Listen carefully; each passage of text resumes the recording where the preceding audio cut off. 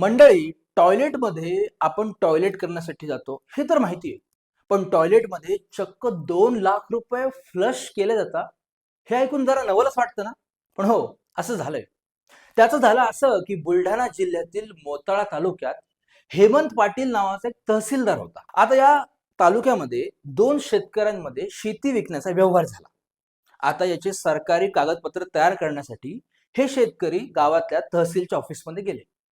आता हे कागदपत्र एकदम फास्ट करण्यासाठी या हेमंत पाटील तहसीलदाराने या गोरगरीब शेतकऱ्यांना लाच मागितली आणि ती देखील 2 लाख रुपयांची.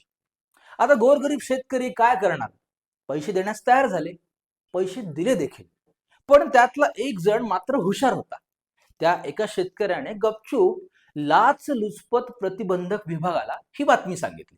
मग काय, लाचलुचपत प्रतिबंधक विभाग एकदम फिल्मी स्टाईलनी या तहसीलदाराच्या निवासस्थानी पोहोचले.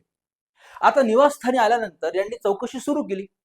या चौकशी दरम्यान तहसीलदाराला संशय आला की हे नक्कीच लाच म्हणजे 2 लाख रुपये लाच घेतलेत, ही बातमी यांना कळाली आहे आणि हे मला अटक करायला आले. टॉयलेटला जाण्याच्या बहाण्याने हा तहसीलदार ते 2 लाख रुपये टॉयलेटमध्ये फ्लश करण्यासाठी गेला. पण लाचलुचपत विभागाचे अधिकारी ह्यांनी त्वरित टॉयलेटमध्ये धाव घेतली आणि या अधिकाऱ्याला रंगे हात पकडलं.